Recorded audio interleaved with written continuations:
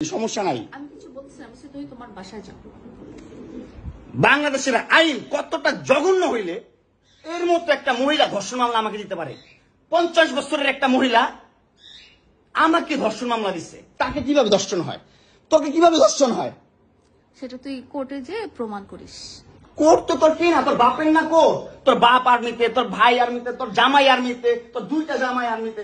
তোর তো আইন কি না? আমরা তো গরিব মানুষ, আমাদের তো সময় নাই, আমাদের তো এই সমাজে কোনো ছাই নাই। আমরা তো সমাজের ময়লা আবর্জনা, আমরা এই সমাজে। আর তোরা হচ্ছিস সমাজের অনেক উচ্চমানের মানুষ, অনেক ক্ষমতাবান মানুষ, এই জন্যই নাকে দড়িটা ঘুরাইতেছিস আমাকে, তুই বুঝছিস? হ্যাঁ, বিএমডব্লিউ নিয়ে যোগ্যতায় চালাই, তোর টাকা দিয়ে চালাই না, নিজের যোগ্যতা চালাই, কামাই করে চালাই। হ্যাঁ, বড়লোক হইতে পারবো না? কোথাও লেখা আছে গরিবরা বিএমডব্লিউ চাইতে পারবে না?